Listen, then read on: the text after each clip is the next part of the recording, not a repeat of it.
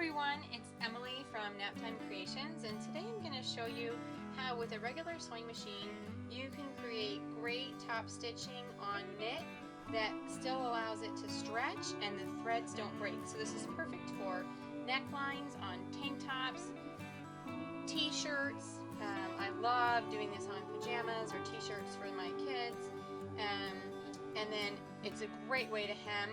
Look at how stretchy that is.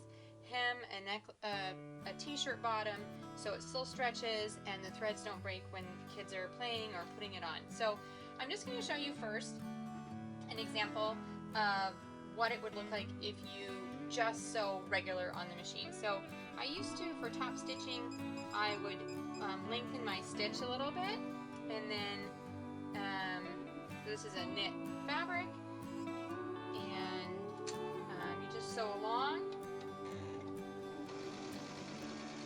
Now the thing is, it will look fine.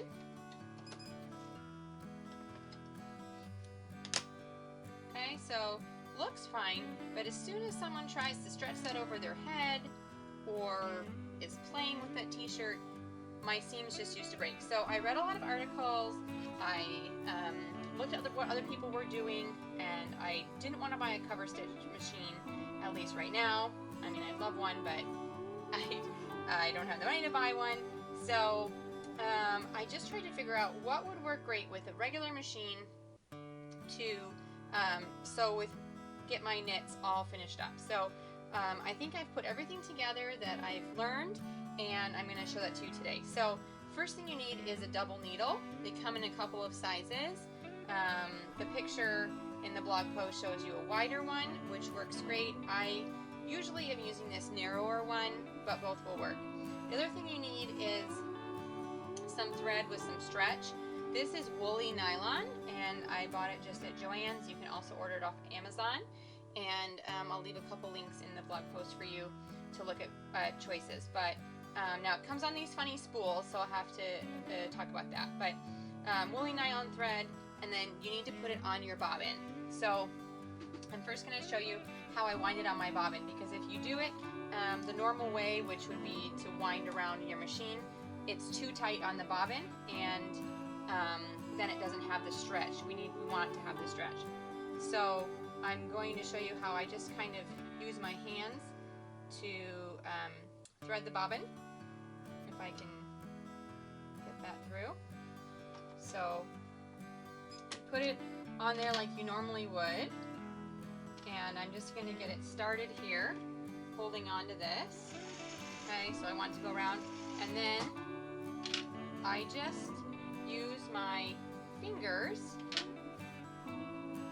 to just adjust the tension slightly. Okay, I don't want it too much. Move my finger over here.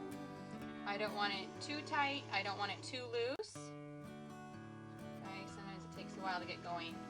But this one, you just want to hold it so that the thread can come off, and then it's just running through my fingers with a slight tension in it, so it's winding on the bobbin. Okay, so you're just going to do that until it's wound. Alright, and for the sake of time, I have one wound. So that's how I do that.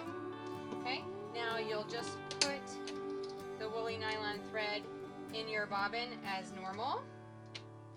Okay, and you'll put the double needle in your machine instead of, that was my single knit needle.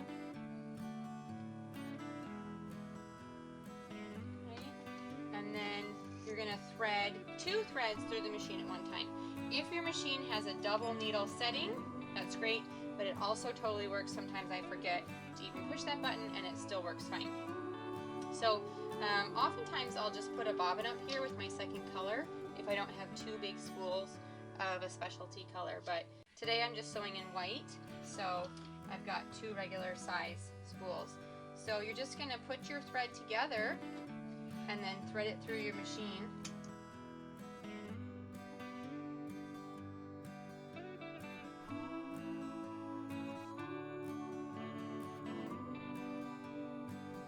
Grab the woolly nylon and bring it up. Okay? So now we're ready to sew. So, alright, so I showed you before how I sewed, and with a little pull, the stitch would break. Now, you can use this with a single needle.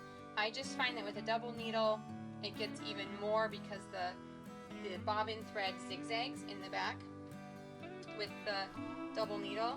That, here, you can see it.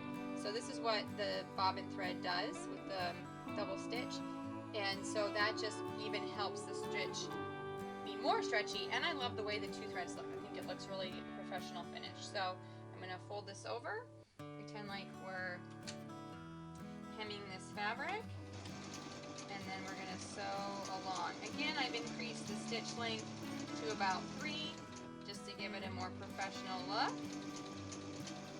Okay.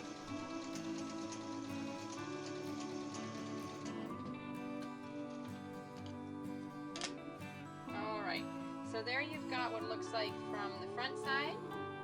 The back side is a slight zigzag, but the best part is, look at all that stretch in your stitches, and it just makes it so easy to use on knits and other things where you want to make sure that you've got some stretch allowance so that the threads are not going to pop. So I hope that really helps you get started and looking at all the things that you can sew and just make great necklines, hems, and other things with knit fabric. So that's it for me today. Thanks a lot.